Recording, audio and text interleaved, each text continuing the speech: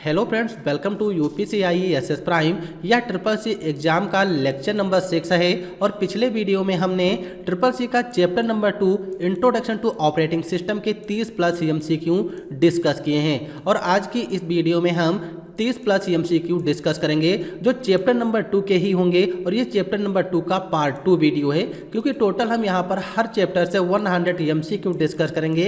इसलिए जो भी वीडियो अपलोड हो रहे हैं पार्ट वाइज अपलोड हो रहे हैं। तो चैप्टर नंबर 2 का पार्ट 1 हमने अपलोड कर दिया है जिसमें हमने 30 प्लस एमसीक्यू डिस्कस किए और आज की इस वीडियो में हम 30 प्लस एमसीक्यू डिस्कस करेंगे। अगर आप लोग ट्रिपल सी एग्जाम की तैयारी कर रहे हो और पीछे के वीडियो अभी तक नहीं देखे हैं तो आप लोग हमारे चैनल पर जाकर देख सकते हो और उस वीडियो की लिंक आप लोगों को नीचे डिस्क्रिप्शन बॉक्स में भी मिल जाएगी। और ट्रिपल सी एग्जाम से रिलेटेड जो भी यहाँ पर हम क्वेश्चन आंसर क्लियर कर रहे हैं, अगर आप लोग पीडीएफ नोट्स इसके डाउनलोड करना चाहते हो तो विजिट कीजिए upciessprime.com। इस वेबसाइट पर आपको ट्रिपल सी एग्जाम के जो भी चैप्टर वाइज एमसीक्यू यहाँ पर हम क्लियर कर रहे हैं आपको इनके नोट्स मिल जाएंगे और आप वहाँ से डाउनलोड भी कर सकते हो। तो चलिए आज का यह वीडियो शुरू करते हैं और इस वीडियो में हम 30 प्लस एमसीक्यू क्लियर करेंगे। तो यहाँ पर हम अपने नोट्स ओपन कर लेते हैं। यहाँ पर हमने अपने नोट्स ओपन कर लिए हैं और पिछले वीडियो में हमने क्वेश्चन नंबर 35 तक कंप्लीट कर लिया था, जो हमारा लास्ट क्वेश्चन था पिछले वीडियो का कि निम्न में से फ्रीवेयर कौन सा है, यानी कि यहाँ पर जो 4 विकल्प दिए गए हैं इसमें से कौन सा फ्रीवेयर सॉफ्टवेयर है। तो जो गूगल है, गूगल हमारा सर्च इंजन होता है। यूनिक्स जो है, यूनिक्स एक ऑपरेटिंग सिस्टम है और ये हमारा फ्रीवेयर नहीं है। और यहाँ पर जो एमएस ऑफिस है, एमएस ऑफिस एप्लीकेशन सॉफ्टवेयर है, ये भी हमारा फ्रीवेयर नहीं होता है, क्योंकि इसको यूज करने के लिए हमको चार्ज करना पड़ता है, यानी इसको हमें परचेस करना होता है और ये हमारा प्रोप्राइटरी सॉफ्टवेयर होता है। लेकिन यहाँ पर जो लिब्रे ऑफिस है, लिब्रे ऑफिस हमारा फ्रीवेयर सॉफ्टवेयर होता है, ओपन सोर्स सॉफ्टवेयर है। इसको हम आसानी से डाउनलोड कर सकते हैं और इसका जो भी सोर्स कोड है उसमें हम बदलाव भी कर सकते हैं, क्योंकि इसको डाउनलोड करने के साथ साथ इसका सोर्स कोड भी हमको मिलता है। तो इस क्वेश्चन का correct answer option number D था, लिब्रे ऑफिस। लिब्रे ऑफिस हमारा फ्रीवेयर सॉफ्टवेयर होता है। फिर आज की इस वीडियो का जो हमारा क्वेश्चन है, क्वेश्चन नंबर 36 है, जिसमें पूछा गया है किसी कंप्यूटर का ऑपरेटिंग सिस्टम निम्न कार्य करता है, यानी कि जो ऑपरेटिंग सिस्टम होता है ये कौन कौन से कार्य कर सकता है। तो option number A manage disk a file, option number B manage computer memory, option number C manage computer resources. यानी कि जो कंप्यूटर में ऑपरेटिंग सिस्टम होता है वो इन सभी कार्यों को करता है। जो डिस्क या फाइल होती है उनको मैनेज करता है, कंप्यूटर की मेमोरी को मैनेज करता है और कंप्यूटर के जो भी रिसोर्सेज होते हैं उनको मैनेज करता है। तो इस क्वेश्चन का जो करेक्ट आंसर होगा ऑप्शन नंबर डी हो जाएगा, ऑल ऑफ द अबव। यानी कि किसी भी कंप्यूटर का ऑपरेटिंग सिस्टम मेमोरी मैनेजमेंट करता है, फाइल मैनेजमेंट करता है और उसके रिसोर्सेज को भी मैनेजमेंट करता है। तो इसका correct answer option number D होगा।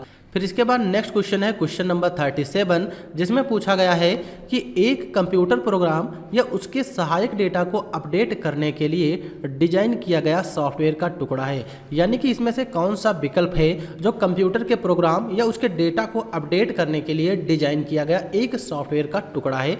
तो option number A patch, option number B bug या option number C computer program या option number D none of the. तो इसका करेक्ट आंसर क्या होगा? तो इसका जो करेक्ट आंसर होगा option number A patch. Patch जो होता है, पैच कंप्यूटर का एक ऐसा प्रोग्राम है जो डेटा को अपडेट करता है और उसके डिजाइन किए गए सॉफ्टवेयर का एक टुकड़ा हमारा पैच ही होता है। तो ऑप्शन नंबर एक करेक्ट आंसर हो जाएगा।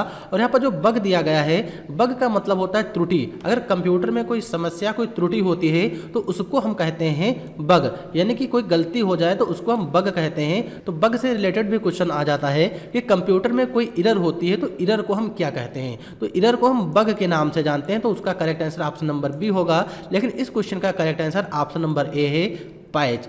फिर इसके बाद नेक्स्ट क्वेश्चन है क्वेश्चन नंबर 38 में पूछा गया है विंडोज में खुले हुए प्रोग्राम के बीच अदला बदली के लिए किसका प्रयोग करते हैं। यानी कि जो विंडोज होता है, विंडोज में अगर बहुत सारे प्रोग्राम ओपन हैं, हम उनको अदला बदली करना चाहते हैं तो उसके लिए इसमें से हम कौन सी शॉर्टकट का यूज करते हैं। तो option number A shift control tab या option number B alt tab या option number C shift tab या option number D control tab. तो इसका करेक्ट आंसर क्या होगा?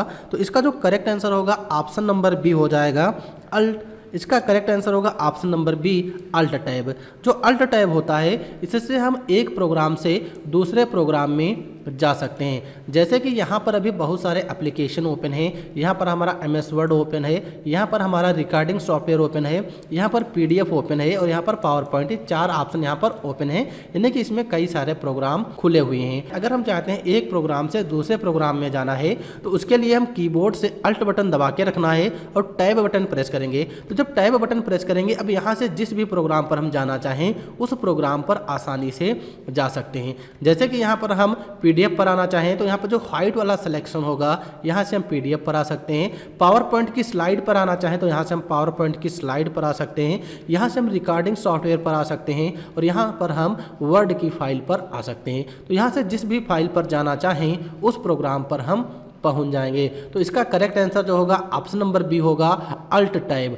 अल्ट टैब का मतलब यही होता है कि विंडोज में जो भी खुले प्रोग्राम होते हैं, एक प्रोग्राम से दूसरे प्रोग्राम पर हम आसानी से पहुंच सकते हैं। तो correct answer option number B, alt tab.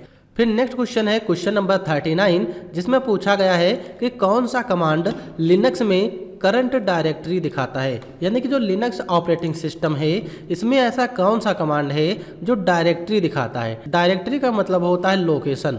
जैसे कि हमको ये देखना है कि कौन सी फाइल किस लोकेशन पर है, तो इसको हम अगर लिनक्स ऑपरेटिंग सिस्टम यूज करते हैं तो उसमें किस कमांड का यूज करके उस फाइल की हम डायरेक्टरी देख सकते हैं। क्योंकि विंडोज ऑपरेटिंग सिस्टम में काम आसान है, लेकिन लिनक्स ऑपरेटिंग सिस्टम हमारा अलग होता है। तो वही चीज़ यहाँ पर पूछा गया है। तो ऑप्शन नंबर ए PWSD होगा, ये ऑप्शन नंबर बी PWD होगा, या ऑप्शन नंबर सी WPDS होगा, या ऑप्शन नंबर डी PWDS होगा। तो इसका करेक्ट आंसर क्या है? तो इसका करेक्ट आंसर क्या होगा? करेक्ट आंसर है इसका ऑप्शन नंबर बी PWD। अगर हम लिनक्स ऑपरेटिंग सिस्टम यूज करते हैं तो उसमें हम PWD कमांड का यूज करके हम डायरेक्टरी देख सकते हैं। तो ऑप्शन नंबर बी इसका करेक्ट आंसर होगा। फिर इसके बाद नेक्स्ट क्वेश्चन है 40 नंबर 1, जिसमें पूछा गया है कि एक ही बार में सभी विंडो को मिनिमाइज करने के लिए कौन सी शॉर्टकट कुंजी का हम इस्तेमाल करते हैं। तो इसकी शॉर्टकट क्या होगी? जैसे कि यहाँ पर बहुत सारे विंडो ओपन है, एक हमारी MS वर्ड की विंडो ओपन है, एक हमने यहाँ पर PDF को ओपन कर लिया है, इसी तरीके से हमने एक्सेल को ओपन किया है और यहाँ पर हमने लिब्रे ऑफिस को भी ओपन कर लिया है। तो इस तरीके से कंप्यूटर में हमारी सभी विंडो क्या है? ओपन है। अब हम चाहते हैं कि जो भी विंडो यहाँ पर ओपन है इन सभी को एक साथ मिनिमाइज कर दें। तो उसकी शॉर्टकट क्या है? जैसे कि यहाँ पर PDF को अगर मिनिमाइज करना हो तो मिनिमाइज ऑप्शन का यूज कर लेंगे, लेकिन यही चीज़ अगर शॉर्टकट के साथ करना हो तो हम क्या करेंगे? तो इसका आंसर क्या होगा? तो इसका आंसर जो होगा 41 का है हमारा ऑप्शन नंबर बी विंडो यम। तो इसका करेक्ट आंसर जो होगा ऑप्शन नंबर बी होगा। जो यहाँ पर बिन दिया गया है, यानी विंडोज बटन के साथ हम यम बटन प्रेस कर देंगे, जितने भी एप्लीकेशन ओपन होंगे यानी कि विंडो ओपन होंगी सभी की सभी मिनिमाइज हो जाती हैं। तो इसका correct answer option number B होगा। एक साथ सभी विंडो को मिनिमाइज करने के लिए हम विंडो यम बटन यूज करते हैं। जैसे कि यहाँ पर PDF ओपन है, अब हम यहाँ पर MS वर्ड को ओपन कर लेते हैं और इसको रिस्टोर डाउन कर लेंगे। इसी तरीके से पावर पॉइंट को ओपन कर लेंगे, इसको भी यहाँ पर हम रिस्टोर डाउन कर लेंगे।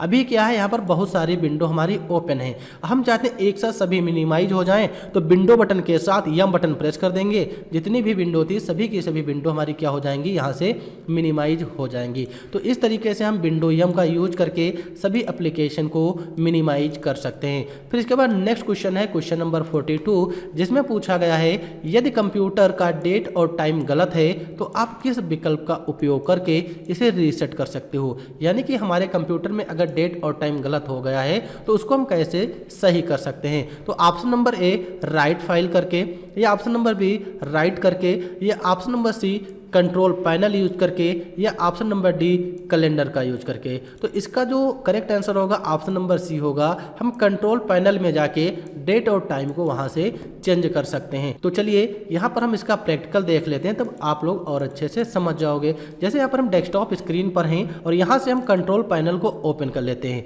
यहाँ पर सर्च कर लेंगे कंट्रोल पैनल ओपन हो जाएगा। अब हमको डेट और टाइम चेंज करना है तो यहाँ पर एक विकल्प मिलेगा डेट और टाइम का, यहाँ से हम डेट और टाइम चेंज कर सकते हैं। बहुत से लोग ऐसे होंगे जिनके पे कंट्रोल पैनल का इस तरीके से हो सकता है इंटरफेस ना आ रहा हो, तो उसके लिए यहाँ पर जो लार्ज आइकन दिया गया है उनके में कुछ इस तरीके से सेट होगा, इसीलिए वो ऑप्शन नहीं आएंगे। तो यहाँ पर हमको कैटेगरी पर क्लिक करके लार्ज आइकन पर क्लिक कर लेना है और यहाँ पर हमारे इस तरीके से ऑप्शन आ जाएंगे। तो डेट और टाइम चेंज करने के लिए यहाँ पर हम डेट और टाइम पर क्लिक कर लेंगे और यहाँ से डेट और टाइम चेंज कर सकते हैं। जैसे डेट और टाइम पर क्लिक करेंगे हमारे सामने कुछ इस तरीके का इंटरफेस आएगा और यहाँ से हम चेंज डेट और टाइम पर क्लिक कर लेंगे, यहाँ से डेट और टाइम हम चेंज कर सकते हैं। तो इस तरीके से हम कंप्यूटर में डेट और टाइम को चेंज कर सकते हैं। तो इसका जो करेक्ट आंसर होगा ऑप्शन नंबर सी होगा, कंट्रोल पैनल। फिर इसके बाद नेक्स्ट क्वेश्चन है क्वेश्चन नंबर 43, जिसमें पूछा गया है लिनक्स में एक यूजर लोड और अपलोड कर सकता है, यानी कि जो लिनक्स ऑपरेटिंग सिस्टम होता है इसमें यूजर क्या लोड कर सकता है और क्या अपलोड कर सकता है। तो ऑप्शन नंबर ए IO यानी कि इनपुट आउटपुट मॉड्यूल या इनपुट आउटपुट डिवाइस, या option number C kernel modules, या option number D file based input output. तो इसका करेक्ट आंसर क्या होगा। तो जो लिनक्स ऑपरेटिंग सिस्टम है इसमें एक यूजर लोड और अपलोड कर सकता है, वो हमारा होता है option number C kernel modules. Kernel modules को हम लिनक्स ऑपरेटिंग सिस्टम में लोड कर सकते हैं और अपलोड कर सकते हैं। तो ये क्वेश्चन CCC में पूछा जा सकता है और ये इंपॉर्टेंट भी है, option number C kernel modules. फिर इसके बाद नेक्स्ट क्वेश्चन है क्वेश्चन नंबर 44, जिसमें पूछा गया है कि प्रत्येक कंप्यूटर के सभी हिस्सों के ठीक से काम करने और दूसरे सभी प्रकार के प्रोग्राम को चलाने के लिए कंप्यूटर में क्या होना आवश्यक है। यानी कि जो हमारा कंप्यूटर होता है इसमें जो भी प्रोग्राम चलते हैं और उसमें जो भी पार्ट सभी ठीक तरीके से काम करते हैं, तो उनको चलाने के लिए हमें कंप्यूटर में क्या आवश्यकता होगी, यानी कि कंप्यूटर में क्या होना चाहिए। तो ऑप्शन नंबर ए ऑपरेटिंग सिस्टम, या ऑप्शन नंबर बी इंटरप्रेटर, या ऑप्शन नंबर सी कंपाइलर, या option number D utility software. तो इसका करेक्ट आंसर क्या होगा। क्या हमारे कंप्यूटर में कंपाइलर होना चाहिए, क्या हमारे कंप्यूटर में इंटरप्रेटर होना चाहिए, या हमारे कंप्यूटर में ऑपरेटिंग सिस्टम होना चाहिए। तो इसका जो करेक्ट आंसर होगा ऑप्शन नंबर ए ऑपरेटिंग सिस्टम। इसके लिए हमें ऑपरेटिंग सिस्टम की आवश्यकता होती है। अगर हमारे कंप्यूटर में ऑपरेटिंग सिस्टम होगा तो हमारे कंप्यूटर में इंटरप्रेटर भी होंगे, हमारे कंप्यूटर में कंपाइलर भी होंगे और हमारे कंप्यूटर में यूटिलिटी सॉफ्टवेयर भी होंगे। तो ऑप्शन नंबर ए इसका करेक्ट आंसर हो जाएगा, क्योंकि जो यहाँ पर इंटरप्रेटर और कंपाइलर होते हैं ये हमारे ट्रांसलेटर हैं और ये सिस्टम सॉफ्टवेयर होते हैं। जब हम कंप्यूटर में ऑपरेटिंग सिस्टम इंस्टॉल करते हैं तो उसके साथ ही कंपाइलर और इंटरप्रेटर ये सारी चीज़ें ऑटोमेटिक डाउनलोड हो जाती हैं। फिर इसके बाद नेक्स्ट क्वेश्चन है क्वेश्चन नंबर 45 में क्या है, जो विंडोज ऑपरेटिंग सिस्टम है इसमें शटडाउन विकल्प की पॉपअप करने की शॉर्टकट क्या होती है। यानी कि सिंपल शब्दों में समझें तो कंप्यूटर को शटडाउन करने के लिए हमें किस शॉर्टकट की का उपयोग करना होता है। तो ऑप्शन नंबर ए कंट्रोल F4, या option number B alt F4, या ऑप्शन नंबर सी Win+F4, या option number D control shift F4। तो इसका करेक्ट आंसर क्या होगा, ऑप्शन नंबर बी होगा अल्ट F4। तो जो अल्ट F4 शॉर्टकट होती है इसका यूज करके हम अपने कंप्यूटर को शट डाउन कर सकते हैं। जैसे कि हम डेस्कटॉप स्क्रीन पर आते हैं और यहाँ पर हम कीबोर्ड से अल्ट F4 प्रेस करेंगे। कीबोर्ड से जैसे ही हम अल्ट F4 यहाँ पर प्रेस करेंगे हमारे सामने एक शट डाउन का पॉपअप ओपन हो जाएगा। यहाँ से हम ओके पर क्लिक कर देंगे, हमारा कंप्यूटर शट डाउन हो जाता है। तो ये इसकी शॉर्टकट है, alt F4 is correct answer. फिर इसके बाद हमारा नेक्स्ट क्वेश्चन है क्वेश्चन नंबर 46, जिसमें पूछा गया है कि ऑपरेटिंग सिस्टम क्या है, यानी कि जो ऑपरेटिंग सिस्टम है ये क्या होता है। तो ऑप्शन नंबर ए हार्डवेयर और एप्लीकेशन प्रोग्राम के बीच इंटरफेस है, या ऑप्शन नंबर बी प्रोग्राम का संग्रह जो हार्डवेयर संसाधनों का प्रबंधन करता है, या option number C application program के लिए सिस्टम सेवा प्रदाता, या ऑप्शन नंबर डी सभी। तो जो ऑपरेटिंग सिस्टम है, ऑपरेटिंग सिस्टम हार्डवेयर और एप्लीकेशन के प्रोग्राम को के बीच का इंटरफेस होता है। उसमें जो भी हार्डवेयर होते हैं उनको प्रबंधन करता है, या और जो भी उसमें एप्लीकेशन सॉफ्टवेयर होते हैं उनको भी चलाने का काम ऑपरेटिंग सिस्टम करता है। तो इसका correct answer option number D हो जाएगा, ये सभी काम हमारा ऑपरेटिंग सिस्टम करता है। फिर इसके बाद नेक्स्ट क्वेश्चन है क्वेश्चन नंबर 47 में पूछा गया है कि टेलीफोन संख्या, जन्म तिथि और ग्राहक का नाम किसका उदाहरण है। अगर हमारे पास किसी व्यक्ति की टेलीफोन नंबर यानी मोबाइल नंबर है, जन्म तिथि है और उसका नाम है, तो ये किस चीज़ के अंतर्गत आते हैं, किसका उदाहरण होते हैं। तो ऑप्शन नंबर ए ए फाइल, या ऑप्शन नंबर बी ये डेटाबेस, या ऑप्शन नंबर सी रिकॉर्ड, या ऑप्शन नंबर डी डेटा। तो इसका करेक्ट आंसर क्या होगा? तो इसका करेक्ट आंसर होगा ऑप्शन नंबर सी, एक रिकॉर्ड होता है। क्या होता है? इसका करेक्ट आंसर होगा ऑप्शन नंबर सी, एक रिकॉर्ड। क्योंकि अगर किसी भी व्यक्ति का हमारे पास मोबाइल नंबर हो, एड्रेस हो, जन्मतिथि हो या उसका नाम हो तो एक रिकॉर्ड होता है। तो इसीलिए इसका करेक्ट आंसर ऑप्शन नंबर ए हो जाएगा। और ये क्वेश्चन जो है ट्रिपल सी एग्जाम में ज़्यादातर पूछा जाता है, तो ये आप लोगों को याद करना है। फिर इसके बाद नेक्स्ट क्वेश्चन है क्वेश्चन नंबर 48। तो 48 में पूछा गया है कि विंडोज ऑपरेटिंग सिस्टम में रन कमांड ओपन करने के लिए किस शॉर्टकट कुंजी का इस्तेमाल करते हैं। अगर हम विंडोज ऑपरेटिंग सिस्टम यूज करते हैं और हमको रन कमांड ओपन करना है तो उसके लिए हम कौन सी शॉर्टकट यूज करेंगे? कंट्रोल आर यूज करेंगे, या अल्ट प्लस आर यूज करेंगे, या विंडो प्लस आर यूज करेंगे, या फिर window plus shift plus R use करेंगे? तो इसका करेक्ट आंसर क्या होगा? तो यहाँ पर रन कमांड हम समझ लेते हैं कि रन कमांड होता क्या है। तो रन कमांड जो है इसकी सहायता से हम एप्लीकेशन को ओपन कर सकते हैं। अगर हम रन कमांड यूज करेंगे तो वहाँ से हम बहुत जल्दी एप्लीकेशन को ओपन कर सकते हैं। और इसकी जो शॉर्टकट होगी, शॉर्टकट इसकी है विंडो प्लस आर, यानी कि option number C is correct answer. जैसे कि अभी यहाँ पर हम कीबोर्ड से विंडो बटन के साथ आर बटन प्रेस करेंगे और यहाँ पर रन कमांड ओपन हो जाएगा। अब जिस भी एप्लीकेशन को हमें ओपन करना हो यहाँ पर उस एप्लीकेशन का हम नाम टाइप कर लेंगे।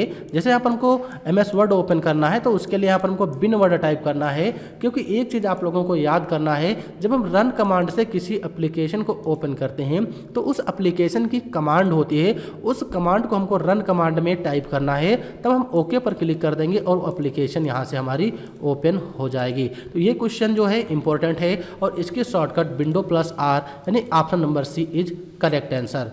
फिर इसके बाद नेक्स्ट क्वेश्चन है क्वेश्चन नंबर 49, जिसमें पूछा गया है बूट स्ट्रैपिंग को और किस नाम से जाना जाता है। यानी कि जो बूट स्ट्रैपिंग है इसको हम किस नाम से जानते हैं। तो option number A cold booting, या option number B warm booting, या option number C fast booting, या ऑप्शन नंबर डी नन।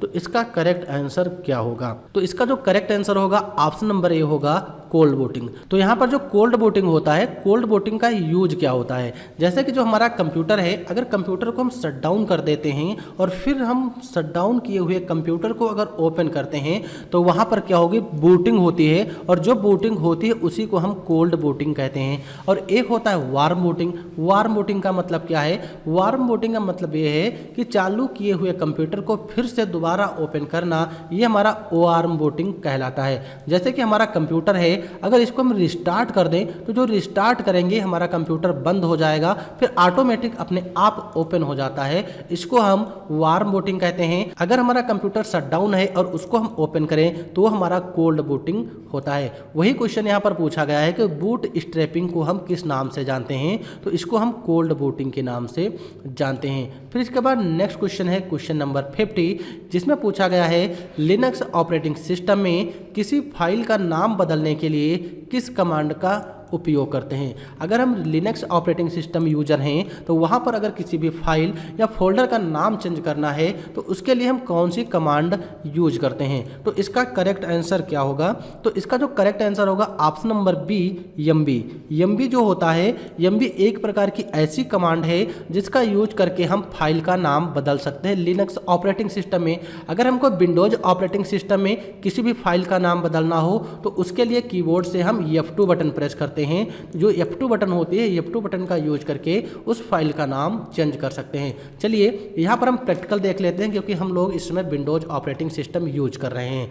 जैसे कि यहाँ पर एक फोल्डर है। अब ये जो फोल्डर है इसका हमको नाम चेंज करना है। तो नाम चेंज करने के लिए इस फोल्डर पर एक बार क्लिक कर लेंगे, कीबोर्ड से F2 बटन प्रेस करेंगे। अब यहाँ पर इस फोल्डर का जो भी नाम रखना हो यहाँ से हम इस फोल्डर का नाम रख सकते हैं। या फिर इस फोल्डर पर राइट बटन क्लिक करेंगे और नीचे यहाँ पर एक ऑप्शन मिलेगा रीनेम का, रीनेम पर क्लिक करके यहाँ से भी इस फोल्डर का नाम चेंज कर सकते हैं। तो इस तरीके से विंडोज ऑपरेटिंग सिस्टम में हम फाइल का नाम चेंज करते हैं। अगर लिनक्स ऑपरेटिंग सिस्टम में फाइल का नाम बदलना हो तो उसके लिए हम एमवी कमांड का यूज करते हैं। फिर इसके बाद नेक्स्ट क्वेश्चन है क्वेश्चन नंबर 51। तो 51 में भी वही सेम क्वेश्चन है, बस यहाँ पर विंडोज ऑपरेटिंग सिस्टम के बारे में पूछा गया है कि विंडोज ऑपरेटिंग सिस्टम में किसी फाइल का नाम बदलने के लिए किस कमांड का यूज करते हैं। तो ऑप्शन नंबर डी इसका करेक्ट आंसर होगा, क्योंकि क्योंकि इसको तो अभी हमने प्रैक्टिकल ही देखा, हम F2 बटन का यूज करके विंडोज ऑपरेटिंग सिस्टम में फाइल का नाम बदल सकते हैं। फिर इसके बाद नेक्स्ट क्वेश्चन है क्वेश्चन नंबर 52 में पूछा गया है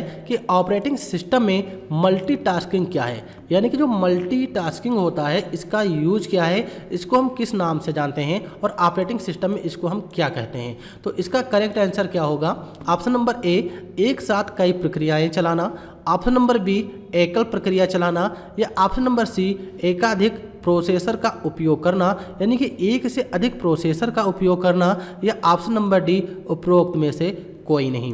तो इसका करेक्ट आंसर क्या होगा? तो यहाँ पर जो मल्टीटास्किंग होता है, मल्टीटास्किंग का मतलब होता है कि एक साथ कई कार्यों को करना, एक साथ हम कई कार्य कर सकते हैं, वो हमारा मल्टीटास्किंग ऑपरेटिंग सिस्टम होता है। तो यहाँ पर इसका करेक्ट आंसर हो जाएगा कि एक साथ कई प्रक्रियाएं चलाना, यानी कि एक साथ हम कई कार्यों को कर सकते हैं। तो option number A is correct answer. तो इसका correct answer option number A होगा, क्योंकि हम मल्टीटास्किंग ऑपरेटिंग सिस्टम में एक साथ कई कार्यों को कर सकते हैं। फिर इसके बाद नेक्स्ट क्वेश्चन है क्वेश्चन नंबर 53, जिसमें पूछा गया है कि ऑपरेटिंग सिस्टम में कर्नेल का उद्देश्य क्या है। जो ऑपरेटिंग सिस्टम है उसमें जो कर्नेल एक पार्ट होता है उसका उद्देश्य क्या हो, क्या काम करता है। तो ऑप्शन नंबर ए, सिस्टम के संसाधनों का प्रबंधन करना, या ऑप्शन नंबर बी, उपयोगकर्ता इंटरफेस प्रदान करना, या ऑप्शन नंबर सी, फाइलों का प्रबंधन करने के लिए, या ऑप्शन नंबर डी, नेटवर्क का प्रबंधन करने के लिए। तो यहाँ पर क्वेश्चन में यही पूछा गया कि कर्नेल का उद्देश्य क्या होता है ऑपरेटिंग सिस्टम में।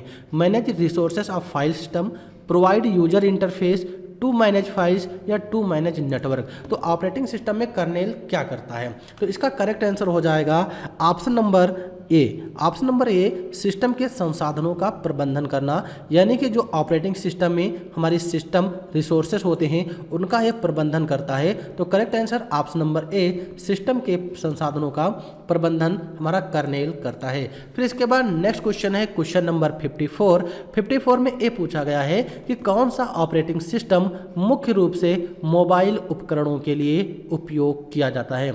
यानी कि जो यहाँ पर 4 विकल्प दिए गए हैं, इसमें से ऐसा कौन सा ऑपरेटिंग सिस्टम है जो मोबाइल में यूज किया जाता है। तो option number A, Windows operating system, या option number B, Android operating system, या option number C, Linux operating system, या option number D, Unix operating system. तो इसका करेक्ट आंसर क्या होगा? तो यहाँ पर जो विंडोज ऑपरेटिंग सिस्टम है हमारा कंप्यूटर लैपटॉप के लिए होता है, लिनक्स ऑपरेटिंग सिस्टम भी कंप्यूटर और लैपटॉप के लिए होता है, और यहाँ पर जो हमारा ऑप्शन नंबर डी है यूनिक्स ऑपरेटिंग सिस्टम, ये भी कंप्यूटर और लैपटॉप के लिए इस्तेमाल होता है। लेकिन जो ऑप्शन नंबर बी है एंड्रॉयड ऑपरेटिंग सिस्टम मोबाइल उपकरणों में इस्तेमाल किया जाता है। तो इसका करेक्ट आंसर हो जाएगा option number B, Android operating system. फिर इसके बाद नेक्स्ट क्वेश्चन है कौन सी कमांड लिनक्स में केवल एक फाइल को हटाती है। अगर हम लिनक्स ऑपरेटिंग सिस्टम यूज करते हैं और उसमें केवल हमको एक फाइल हटानी हो तो उसके लिए हम किस कमांड का यूज करके उस फाइल को हटाते हैं। तो ऑप्शन नंबर ए rm, या ऑप्शन नंबर बी अनलिंक, या option number C D file, या option number D DLT। Option number D DLT यानी डिलीट। तो इसका करेक्ट आंसर क्या होगा? तो इसका जो करेक्ट आंसर होगा अनलिंक होगा। अगर हम लिनक्स यूजर हैं और वहां पर हम किसी एक फाइल को हटाना चाहते हैं तो वहां पर हम अनलिंक कमांड का यूज करते हैं। Correct answer unlink. फिर इसके बाद नेक्स्ट क्वेश्चन है क्वेश्चन नंबर 56 में पूछा गया है लिनक्स में डायरेक्टरी को हटाने के लिए किस फाइल का उपयोग करते हैं। अगर हम लिनक्स यूजर हैं और वहां पर हम डायरेक्टरी को हटाना चाहते हैं तो उसके लिए हम कौन सी कमांड का यूज करते हैं। वहां पर हम del यानी डिलीट बटन यूज करते हैं, डिलीट कमांड यूज करते हैं, या वहां पर हम rd कमांड का यूज करते हैं, या वहां पर हम d फाइल का यूज करते हैं, या वहां पर हम rm dir कमांड का यूज करते हैं। तो इसका करेक्ट आंसर क्या होगा? अगर हम लिनक्स यूजर हैं और वहां पर डायरेक्टरी को हटाना है तो उसके लिए हम option number D rmdir command का यूज करते हैं डायरेक्टरी को हटाने के लिए। बस यहाँ पर आपको यह ध्यान देना है डायरेक्टरी को हटाना है या फिर फाइल को हटाना है। अगर हमको डायरेक्टरी को हटाना है तो हम rmdir यूज करते हैं, अगर हमको फाइल को हटाना है तो हम अनलिंक का यूज करते हैं। फिर इसके बाद नेक्स्ट क्वेश्चन है क्वेश्चन नंबर 57 जिसमें पूछा गया है कंप्यूटर विंडो 10 से प्रिंटर को हटाने के लिए कौन से विकल्प का उपयोग करते हैं। अगर कंप्यूटर में विंडो 10 यूज करते हैं तो वहाँ पर जो प्रिंटर हमारा इंस्टॉल होता है कंप्यूटर में, अगर हम उसको हटाना चाहते हैं तो उसके लिए हम इसमें से कौन से विकल्प का यूज करते हैं, जिसमें option number A delete printer, option number B remove device, या option number C remove printer, या option number D delete device. तो इसका करेक्ट आंसर क्या होगा? तो इसका जो करेक्ट आंसर होगा ऑप्शन नंबर बी होगा।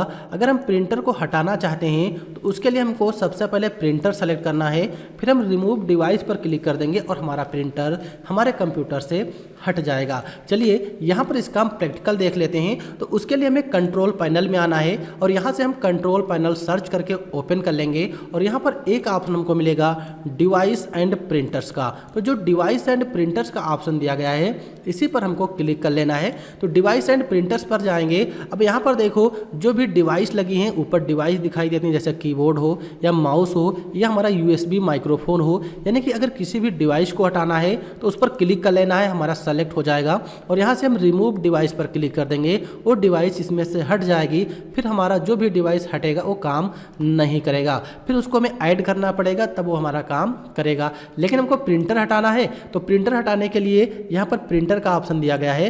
अब हमारे कंप्यूटर से जो जो प्रिंटर कनेक्ट होंगे वो यहाँ पर शो हो रहे हैं। इसमें से जो भी प्रिंटर हमको हटाना है उस पर क्लिक कर लेना है और यहाँ पर रिमूव डिवाइस का ऑप्शन मिलेगा, यहाँ से हम रिमूव कर देंगे और प्रिंटर हमारा हट जाएगा। अगर हमको प्रिंटर को ऐड करना हो तो ऐड प्रिंटर पर क्लिक कर लेंगे, यहाँ से हम अपने प्रिंटर को ऐड कर सकते हैं, या किसी डिवाइस को ऐड करना हो तो यहाँ से हम उस डिवाइस को भी ऐड कर सकते हैं। तो इस तरीके से अगर हमको प्रिंटर हटाना होता है तो प्रिंटर को सेलेक्ट करके रिमूव डिवाइस पर क्लिक कर देंगे, हमारा प्रिंटर हट जाएगा। फिर इसके बाद नेक्स्ट क्वेश्चन है क्वेश्चन नंबर 58, जिसमें पूछा गया है कि ऑपरेटिंग सिस्टम में बूटिंग शब्द का अर्थ क्या है। जो ऑपरेटिंग सिस्टम है उसमें बूटिंग का काम क्या होता है। तो ऑप्शन नंबर ए सिस्टम को बंद करना, ऑप्शन नंबर बी सिस्टम को पुनः आरंभ करना, या option number D operating system को कंप्यूटर की मुख्य मेमोरी में लोड करना, या ऑप्शन नंबर डी नया सॉफ्टवेयर इंस्टॉल करना। तो इसका करेक्ट आंसर क्या होगा? तो इसका जो करेक्ट आंसर होगा ऑप्शन नंबर सी होगा, क्योंकि जो ऑपरेटिंग सिस्टम होता है इसमें बूटिंग का मतलब होता है ऑपरेटिंग सिस्टम को कंप्यूटर की मुख्य मेमोरी यानी कि मेन मेमोरी में लोड करना, फिर उसके बाद हमारा कंप्यूटर स्टार्ट होता है। तो इस तरीके से बूटिंग का काम होता है। बूटिंग कंप्यूटर में जो ऑपरेटिंग सिस्टम होता है उसकी मुख्य मेमोरी में लोड करता है ऑपरेटिंग सिस्टम को, फिर हमारा कंप्यूटर वहां से स्टार्ट होता है। तो इस तरीके से बूटिंग काम करता है। फिर इसके बाद नेक्स्ट क्वेश्चन है क्वेश्चन नंबर 59, जिसमें पूछा गया है कि निम्नलिखित में से कौन सा ऑपरेटिंग सिस्टम का कार्य है, यानी कि इसमें से ऐसा कौन सा ऑप्शन है जो ऑपरेटिंग सिस्टम का कार्य करता है। तो option number a word processing, या ऑप्शन नंबर बी स्प्रेडशीट गणना, या ऑप्शन नंबर सी हार्डवेयर संसाधनों का प्रबंधन, या option number D web browsing. तो इसका करेक्ट आंसर क्या होगा? तो यहाँ पर पूछा गया ऑपरेटिंग सिस्टम का कार्य। तो जो ऑपरेटिंग सिस्टम होता है या ना वर्ड प्रोसेसिंग करेगा, ना ये स्प्रेडशीट की गणना करता है, बल्कि जो भी हमारे कंप्यूटर में हार्डवेयर होते हैं उनका संसाधन का प्रबंधन करता है। हार्डवेयर संसाधनों का प्रबंधन करता है कि कौन सा हार्डवेयर किस तरीके का काम करेगा। तो करेक्ट आंसर कौन सा हो जाएगा? ऑप्शन नंबर सी इसका करेक्ट आंसर हो जाएगा। फिर इसके बाद नेक्स्ट क्वेश्चन है क्वेश्चन नंबर 60, जिसमें पूछा गया है विंडोज में टास्क मैनेजर का उपयोग क्या है, यानी कि जो विंडोज ऑपरेटिंग सिस्टम होता है उसमें टास्क मैनेजर क्या करता है। तो टास्क मैनेजर क्या करता है? तो टास्क मैनेजर यहाँ पर ऑप्शन बताए गए हैं, जैसे ऑप्शन नंबर ए चल रहे अनुप्रयोगों और प्रक्रियाओं को देखने और प्रबंधित करने के लिए, या फिर सिस्टम फाइलों को संपादित करने के लिए, या ऑप्शन नंबर सी नया सॉफ्टवेयर स्थापित करने के लिए, या option number D hard drive को ड्रीक फॉर्मेट करने के लिए। तो इसका करेक्ट आंसर क्या होगा? तो इसका करेक्ट आंसर ऑप्शन नंबर ए हो जाएगा। जो टास्क मैनेजर होता है कंप्यूटर में जो भी चल रहे अनुप्रयोग होते हैं, जो भी प्रक्रियाएं होती हैं, उनको देखने के लिए हम इसका यूज करते हैं और प्रबंधित करने के लिए यूज करते हैं। तो टास्क मैनेजर में हमको जाना कहाँ से है? तो यहाँ पर जो टास्क बार नीचे दिखाई दे रहा है इस पर माउस की राइट बटन क्लिक करना है और नीचे एक ऑप्शन मिलेगा टास्क मैनेजर का। टास्क मैनेजर पर क्लिक कर देंगे करेंगे तो टास्क मैनेजर पर जब क्लिक करेंगे तो यहाँ से हमको ये पता चलता है कि कौन सा एप्लीकेशन यूज हो रहा है, कौन सा एप्लीकेशन कौन सा काम कर रहा है, कितना मेमोरी यूज कर रहा है, कितना CPU यूज कर रहा है, और नीचे जो बैकग्राउंड प्रोसेस होती हैं वो सारी चीज़ें हमको यहाँ से दिखाई देती हैं। अगर यहाँ पर हम परफॉर्मेंस पर क्लिक करेंगे तो यहाँ से हमको ये पता चलेगा कि CPU कितना यूज हो रहा है, मेमोरी कितनी यूज हो रही है, जो इसमें SSD लगी है SSD कितनी यूज हो रही है, और इसमें जो ग्राफिक कार्ड लगा है ग्राफिक कार्ड इसमें कितना यूज हो रहा है। तो ये सारी चीज़ें जो होती हैं टास्क मैनेजर से हम चेक कर सकते हैं। तो क्वेश्चन नंबर 60 का जो करेक्ट आंसर होगा ऑप्शन नंबर ए हो जाएगा। फिर इसके बाद नेक्स्ट क्वेश्चन है क्वेश्चन नंबर 61, जिसमें बताया गया है उबंटू OS यानी कि जो उबंटू ऑपरेटिंग सिस्टम है इसमें कौन सा डिफ़ॉल्ट ऑफिस सूट उपलब्ध है। उबंटू ऑपरेटिंग सिस्टम में कौन सा डिफ़ॉल्ट ऑफिस सूट उपलब्ध होता है। तो option number A MS office यानी कि माइक्रोसॉफ्ट ऑफिस या उबंटू जो ऑपरेटिंग सिस्टम होता है उसमें पहले से ही उपलब्ध होगा, या option number B Libre office, या ऑप्शन नंबर सी लोटस, या option number D BG calc. तो यहाँ पर जो बीजी कैल्क दिया गया है ये हमारा सबसे पुराना स्प्रेडशीट प्रोग्राम होता था, लेकिन अब जो यहाँ पर यूज किया जाता है वो हमारा लिब्रे ऑफिस यूज किया जाता है। और उबंटू जो ऑपरेटिंग सिस्टम होता है इसमें लिब्रे ऑफिस या पहले से हमको मौजूद मिलता है, डिफ़ॉल्ट ऑफिस सूट है। तो इसका correct answer option number B हो जाएगा लिब्रे ऑफिस। या फिर क्वेश्चन ए पूछ लिया जाता है कि सबसे पहला और पुराना हमारा स्प्रेडशीट एप्लीकेशन कौन था, तो बीजी कैल्क क्या हो जाएगा, ये हमारा करेक्ट आंसर हो जाएगा। अगर वहाँ पर ये क्वेश्चन पूछा जाएगा कि सबसे पहला स्प्रेडशीट प्रोग्राम कौन था तो बीजी कैल्क इज करेक्ट आंसर। फिर यहाँ पर नेक्स्ट क्वेश्चन है 62 में पूछा गया है विंडोज 10 में प्रॉपर्टी के किस टैब को चुनकर प्रिंटर शेयर किया जा सकता है। यानी कि जो हमारा विंडोज 10 है अगर इसमें हम प्रिंटर को शेयर करना चाहते हैं तो कौन से विकल्प को हम सेलेक्ट कर लेंगे जिससे हम अपने प्रिंटर को शेयर कर सकते हैं। तो ऑप्शन नंबर ए शेयर्ड, या ऑप्शन नंबर बी शेयरिंग, या ऑप्शन नंबर सी जर्नल, या ऑप्शन नंबर डी डिवाइस। तो इसका करेक्ट आंसर क्या होगा जो क्वेश्चन नंबर 62 है, तो इसका करेक्ट आंसर हो जाएगा ऑप्शन नंबर बी शेयरिंग।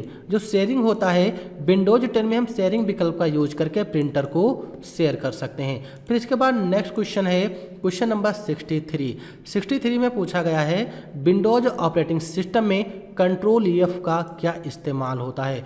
यानी कि जो विंडोज ऑपरेटिंग सिस्टम है इसमें हम कंट्रोल F का यूज किस लिए करते हैं। तो option number A computer search करने के लिए, या option number B my computer open करने के लिए, या ऑप्शन नंबर सी फाइल या फोल्डर को सर्च करने के लिए, या option number D minimize window को रिस्टोर करने के लिए। तो इसका करेक्ट आंसर क्या होगा, तो इसका जो करेक्ट आंसर है option number A computer search करने के लिए हम कंट्रोल F बटन यूज करते हैं जो F शॉर्टकट की होती है। तो option number A correct answer हो जाएगा विंडोज ऑपरेटिंग सिस्टम में कंट्रोल F का यूज हम कंप्यूटर सर्च करने के लिए करते हैं। तो यहाँ पर हमारा ये भी क्वेश्चन क्लियर हो गया है क्वेश्चन नंबर 63। फिर इसके बाद नेक्स्ट है हमारा क्वेश्चन नंबर 64 जिसमें पूछा गया है लिनक्स ऑपरेटिंग सिस्टम के संस्करण की जांच करने के लिए किस कमांड का यूज करते हैं। यानी कि जो लिनक्स ऑपरेटिंग सिस्टम है अगर हम इसके बारे में पता करना चाहते हैं किस वर्जन का है तो उसके लिए हम कौन से कमांड का यूज करते हैं। ऑप्शन नंबर ए uname-a, या ऑप्शन नंबर बी uname-n, या ऑप्शन नंबर सी uname-e, या ऑप्शन नंबर डी uname-f। तो इसका करेक्ट आंसर क्या होगा, तो लिनक्स ऑपरेटिंग सिस्टम में संस्करण की अगर हमको जांच करना है कि जो लिनक्स ऑपरेटिंग सिस्टम है ये किस संस्करण का है तो इसका जो करेक्ट आंसर ऑप्शन नंबर ए हो जाएगा। जो uname-a होता है इसका करेक्ट आंसर है option number A is correct answer. तो इस वीडियो में हमने क्वेश्चन नंबर 64 तक कंप्लीट कर लिए हैं और अगले वीडियो में हम क्वेश्चन नंबर 65 से स्टार्ट करेंगे क्योंकि हमारा वीडियो काफ़ी बड़ा हो रहा है। और हम मिलते हैं अगले वीडियो में। वीडियो देखने के लिए आप लोगों का बहुत बहुत धन्यवाद। Thanks for this watching video.